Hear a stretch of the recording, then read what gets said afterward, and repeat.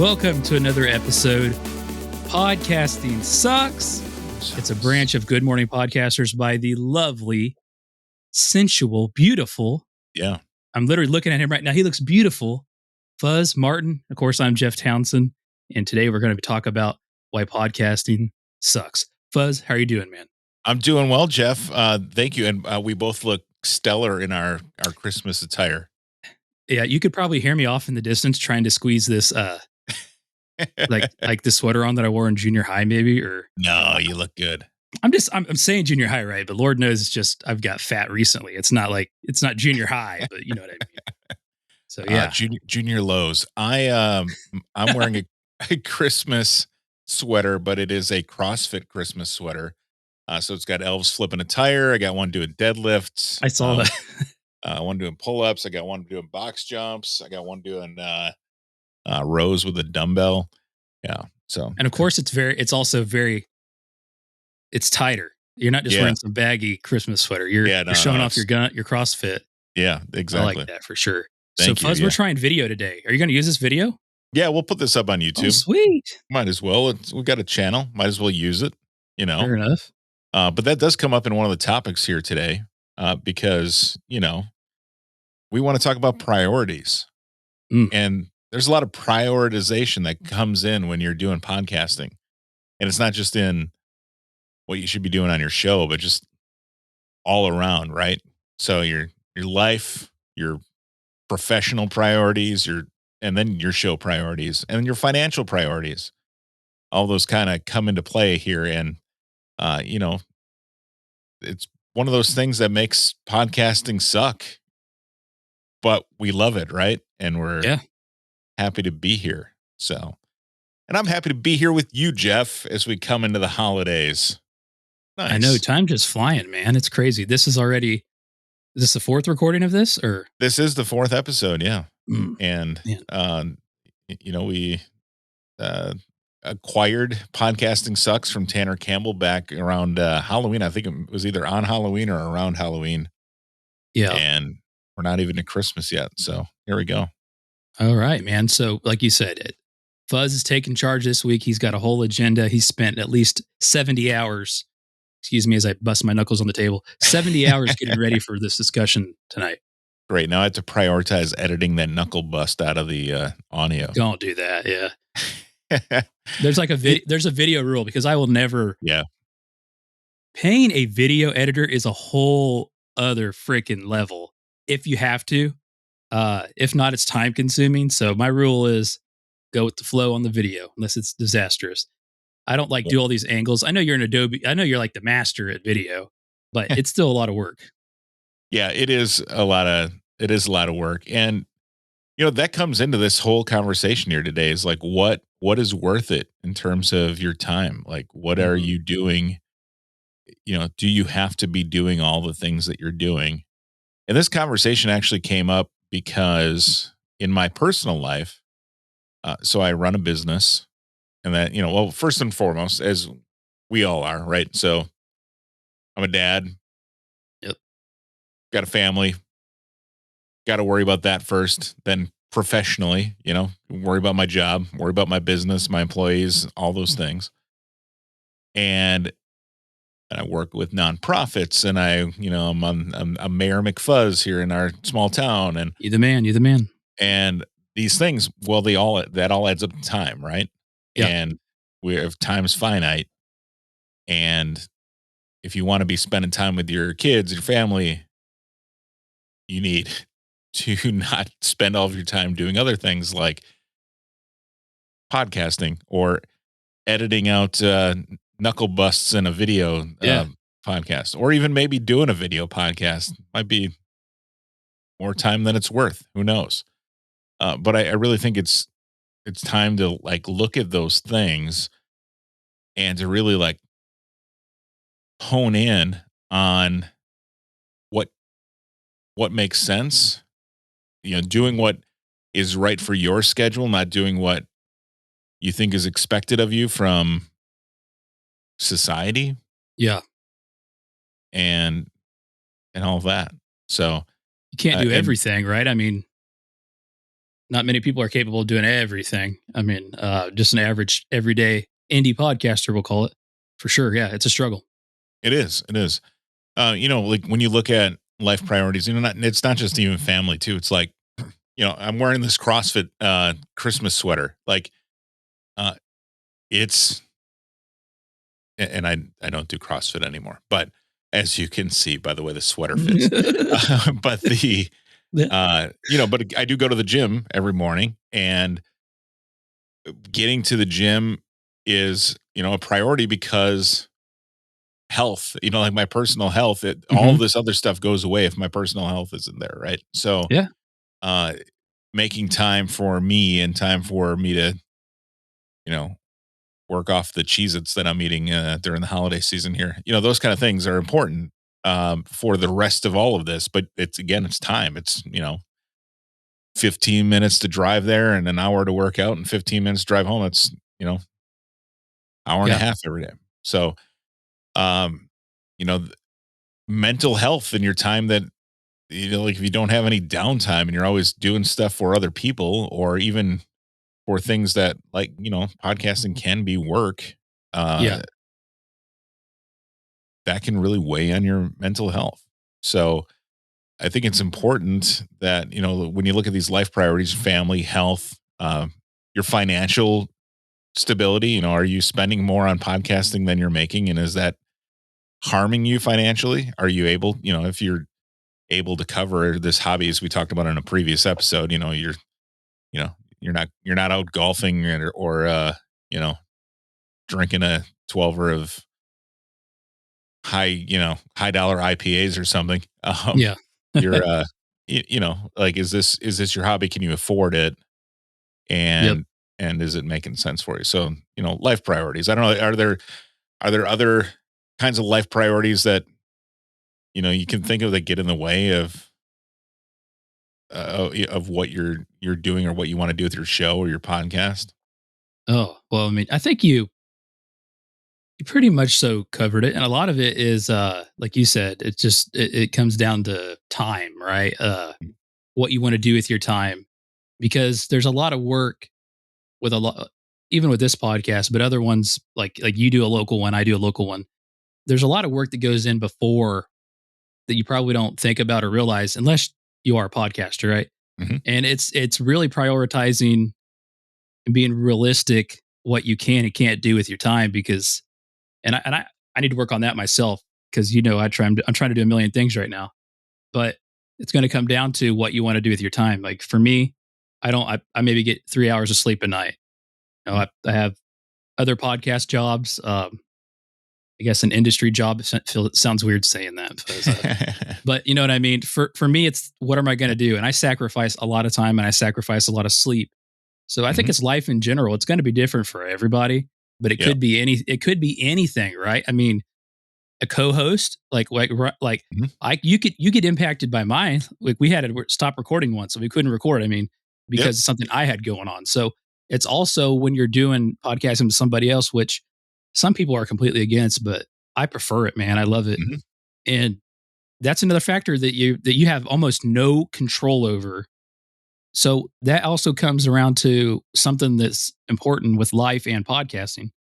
You really have to try not to worry about the things that you can't control Hmm. and just do what you can with what you have. Easier said than done, though.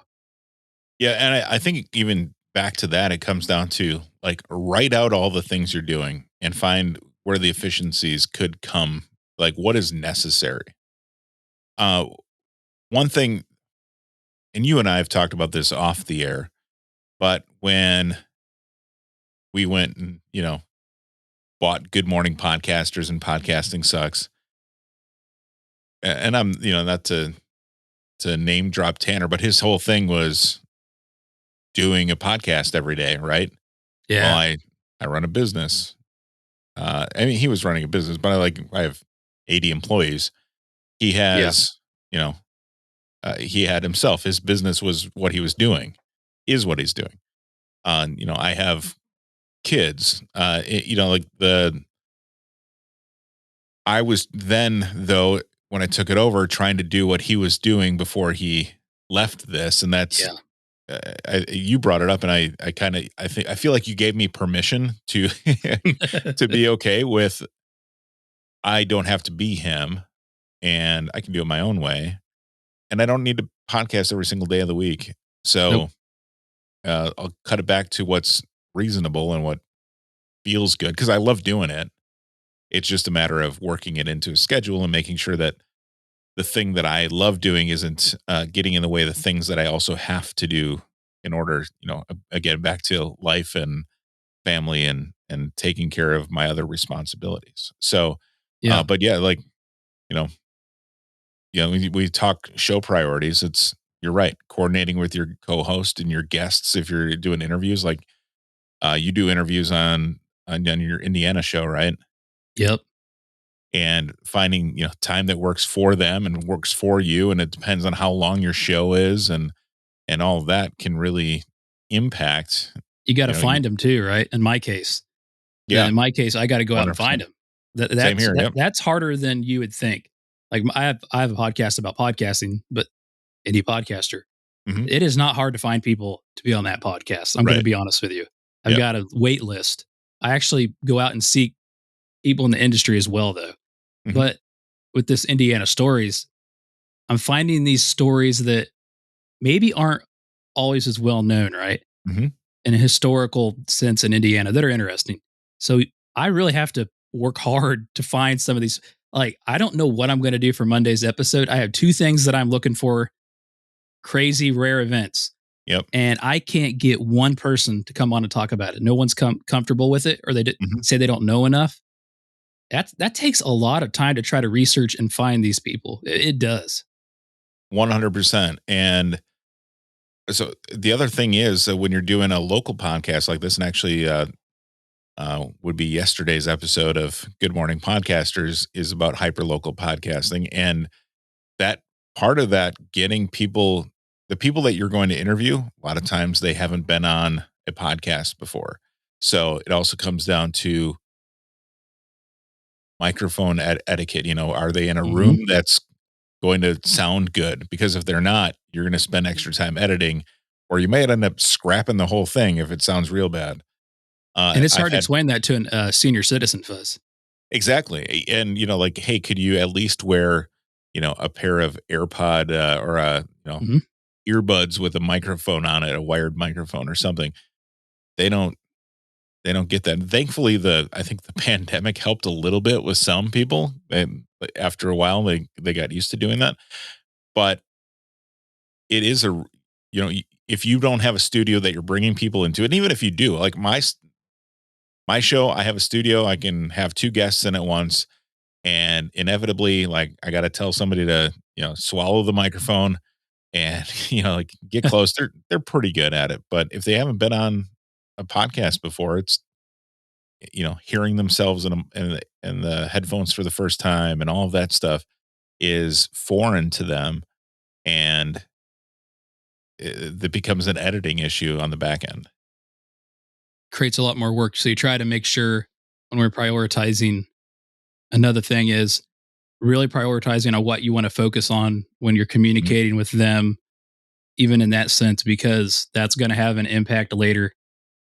Prioritizing on making sure you're asking and saying the right things, because if you have to Mhm. edit things out later, it's more work, right? Try to keep them on track, saying what you want them to say. And I'm not a scripted kind of guy, but I still realize that go down a rabbit hole, that's going to be more work for me. Yeah. My show and my hyper local show is about positive people, places, and things in Washington County, Wisconsin. So I'm not out to get any like groundbreaking, like gotcha moments or any, real deep stuff. I really am trying to get the stories out for these places. So what I Yeah. typically do for my show is I'll write out what I call starter questions. And I know there are some people who are absolutely against this, and I don't care. Is I'll say, here's what I'm planning on asking you. Like, this is kind of the flow of the show. So we've got a beginning, middle, and an end. It always times out to 15 minutes ish. And the They come in, they're comfortable because they know what I'm going to ask them. There are a lot fewer uhs and ums because I have prepped. They know what they're going to be talking about. I've prepped them on it.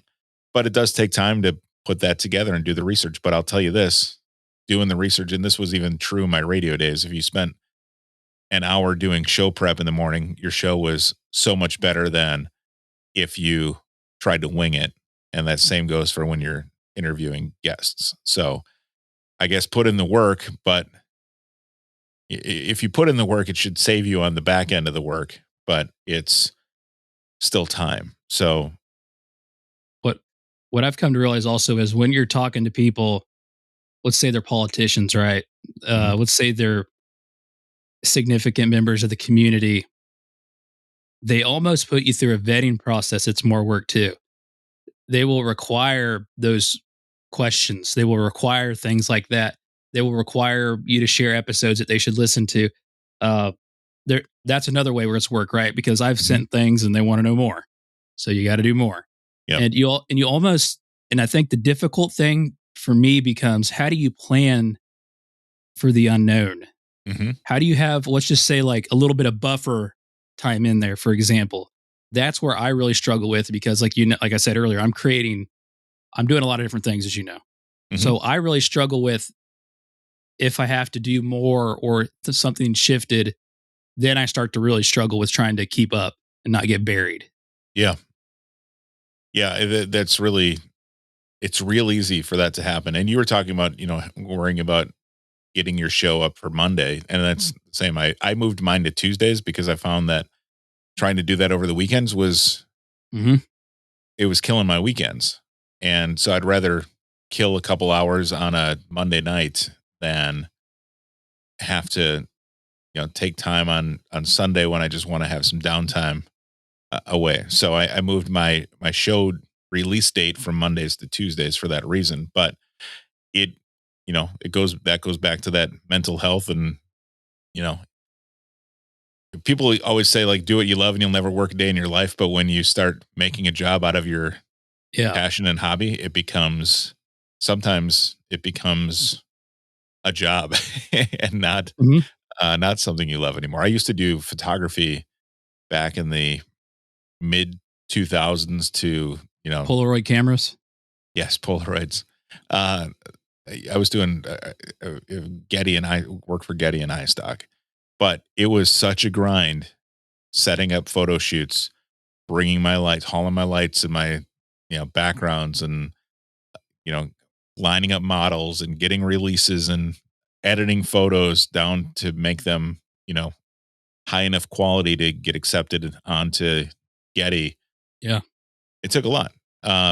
It paid off. I was making good money from it once my library was big enough, but sustainably not there for a long term with having a career and other stuff. If I wasn't going to go into that full time.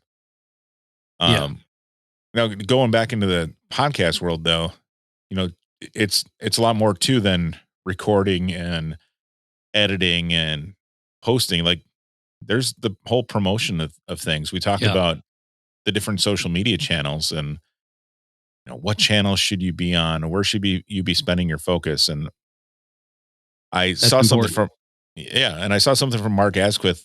He's doing his advent calendar piece, Yep.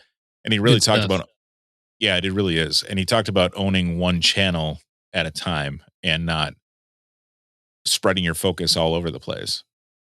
And I think it's very good and important advice. It kind of feels hard to say, well, I might have some audience on Facebook and I might have some audience on Twitter and TikTok and YouTube Shorts and Instagram Reels and you know, I don't even know if I said Twitter yet. And they're the new ones that are coming out. But you can't really do all of those well if you're not doing it full time, right? I mean, it's hard. And I think the thing that I see working with a lot of podcasters is you are now doing. You're welcome. It's a fun world to be in. It's also making sure you're prioritizing things in the sense that you're doing the right things. You're doing things the right way. You're not wasting your time. I give this example all the time. but it's a really good example because this is a podcast about podcasting. Yep. Tweeting out your stuff to a bunch of other podcasters and sending gifts and the podcast attaboys, that's a waste of time, right? So to me, it's waste. I look at waste in the sense of what it is, Mhm. and you don't have value from it. Simply, right? That's what waste is. So it's Yep. non-value added. And that's an example of that. So when you're talking about prioritizing, it's important that you're doing the right things as well, or you're going to either one, waste a lot of time, or two, going to have to do a hell of a lot more work on top of the stuff that you're doing that's wasting your time. Yeah, and so your point too is that you got to be talking to the right audience, and not just speaking to the echo chamber. There's going to be a lot of people that are going to like your posts when you talk. A lot of podcasters will say, "Yeah, attaboy, you posted a podcast. Here's a like for you," but that doesn't equate to listens. What equates Unfortunately. what equates to listens is when you have a community and you've connected with that community, and going back to this point, it's where do you want that community to be? Do you want it to, or where is that community most active, I guess, and then going to that place and forming your establishing yourself in that area, because you could waste a bunch of time on Twitter talking to podcasters when your real audience for your true crime podcast is on Facebook, and they might want to join a group and talk about this. They might already be in a number of groups where you could be interacting with them and sharing your stuff that way, and you might get podcaster likes on Twitter, but if you want, if you're a true crime podcaster, you want true crime likes, not podcaster likes. Yeah, it cracks me up because some of the people you can they'll have like 80 retweets, right? And you can go onto like their Podbean and see their downloads. Yeah. Maybe half of that after a week. So Right. uh yeah, you just got to do the right things. And there's nothing wrong with supporting each other at all. No. But it comes down to it again, like when people are like, I don't have enough time. Mhm. I don't have enough time. We're all guilty of it. What are you going to do with your time that's going to make it right? And That's then a why are you huge doing it challenge. if you don't have time to do it? Then I mean, you have to just expect that you're just out there hoping that somebody finds you and that the word of mouth takes you where you need to go, and that's you don't really control that at that point. That's a very difficult thing when you hear people. I'll try not to go on a rabbit hole here. Yeah. Word of mouth is the most powerful thing. Right. Yeah. Yeah, but it needs backing, right? You need to get out in front of people so they can do that word of mouth. So Mhm. that always cracks me up. It's just not going just off word of mouth is going to be very rare to go viral or something, for example. Yep. But you got to be strategic with what you're doing for sure. Mhm. Yeah, word of mouth works if you're a celebrity already, or Yeah, you've and they still spend a boatload of money on advertising. yeah, and again, got to find your audience, go to your audience, but then you know, it, going back to this point, it's spending your time in one area where you know that your audience is. So if you have a podcast and your niche is focused in one certain area, because you live in that world, you likely know where those people are hanging out, right? If you're doing a podcast about, um, I have a client that does a podcast about battery backup generators, and they've got a really good listenership because they go after only people who are living in the battery backup world, Yeah. and they've got something they can listen to that they really relate to, and they know where to find them, and they go to trade shows, and uh, they participate in forums and those kind of things, but they're not out on Twitter posting this podcast because nobody on Twitter would care about that at all. So And spend your there's time. also, sorry, Fuzz, go ahead. No, go No, ahead. I was gonna say spend your time interacting where your listeners are. And I've been in a situation where I had a buddy that did a podcast about the garbage disposal industry. Mhm. And when you're doing that, we use the word community all the time. It's a buzzword. Mhm. They don't really want you to engage with them.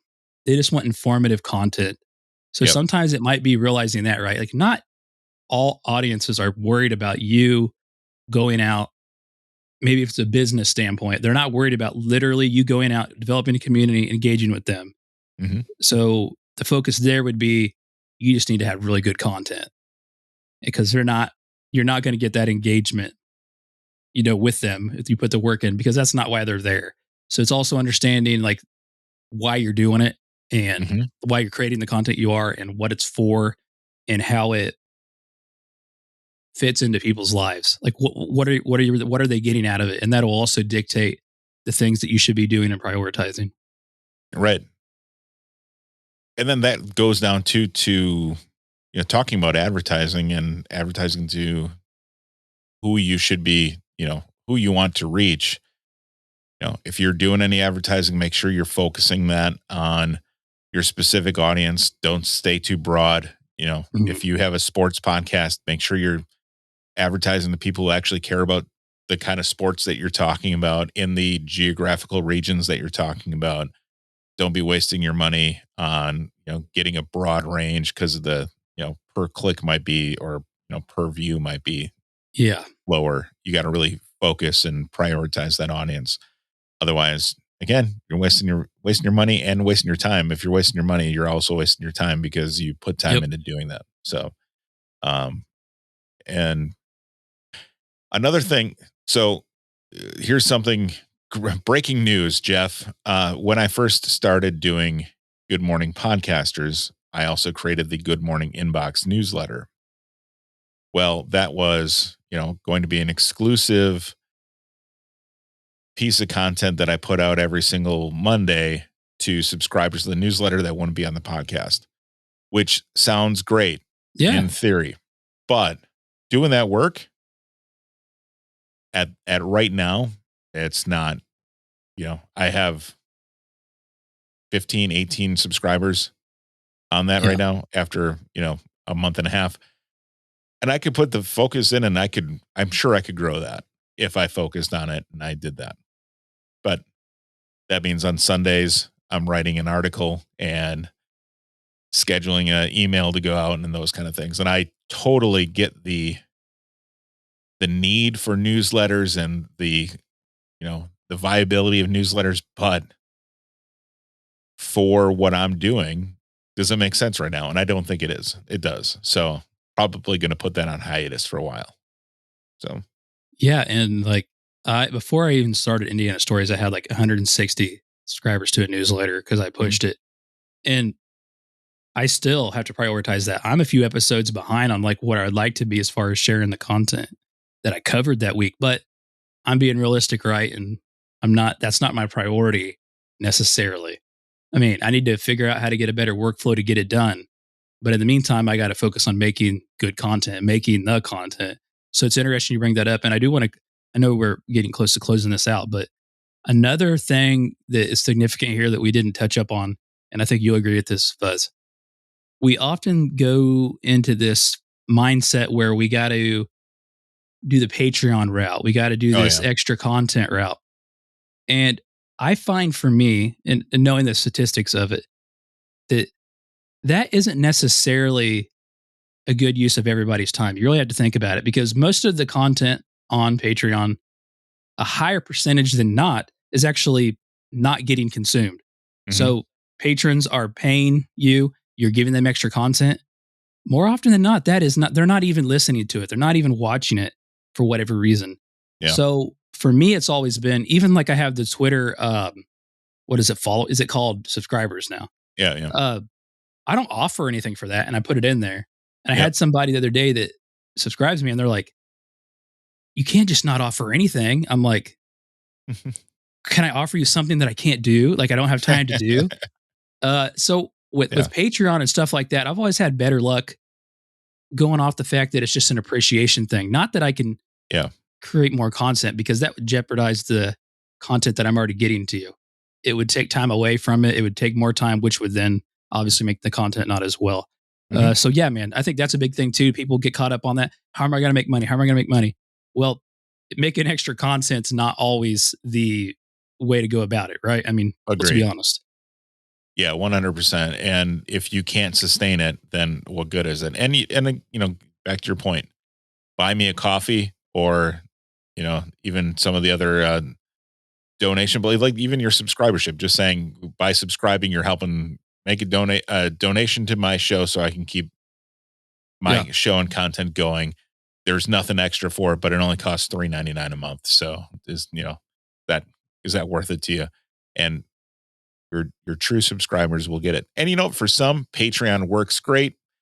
They offer great stuff. Yeah. People get something out of it, but that percentage, I'm sure, is low. And for those of you who are, grinding at it and people aren't consuming that, are you making any money off of that? And are you like, are you even getting minimum wage out of it? And that's Yeah. so I know we got to wrap up, but No, that's a great point, man. And I think on the reverse side of that, it's also about knowing what your audience wants, who they are. Yeah. And I've also seen where they don't really want an extra episode. Maybe, and I've had this happen where it's a really big, engaged, maybe not even big, a really engaged Facebook group or something. They just want you to spend time with them. Some podcasts do. Mhm. Some audience listeners do. And that makes a huge difference rather than creating content. And it's sure it takes up time, but it's easier. Let's be honest. And just talking is easier. Mhm. So yeah, I mean that's something to keep in mind too. Like doing the right thing if you're going to go down that route. I'm a big believer too in just being truthful with your audience and saying, like, I can't do all these extra things because if you want the show to still be good, like, can't focus on that, but I need to be financially sustained in order for me to keep doing this. So if you want to keep doing the show, please help me out.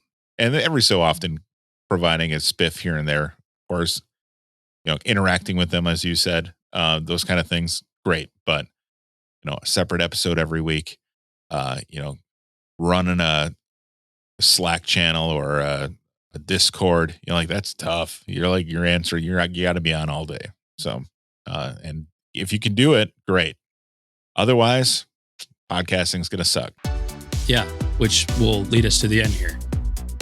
So people listening to this are probably podcasters, Fuzz. So my call to action really is let us know you're listening to it. Tell other podcasters that you're listening to it, that you find this interesting, you're getting help out of this.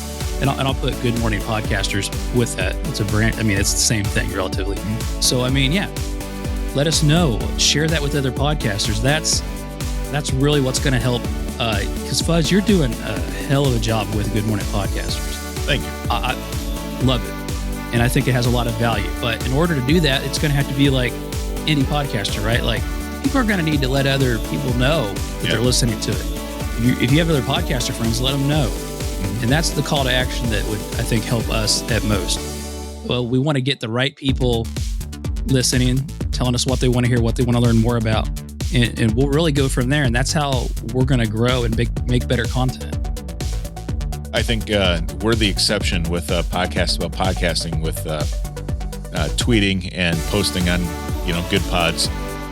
This is the exception to that rule. So don't do it for your show if it's not about podcasting. Yeah, you got to know who you're. Yeah, exactly. Yep. Good to mention that.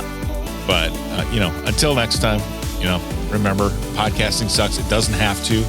Yep. Join us Saturday mornings right here on the Good Morning Podcasters feed for Podcasting Sucks. And Jeff, even though it does suck from time to time, I love doing it with you. So thanks for coming on.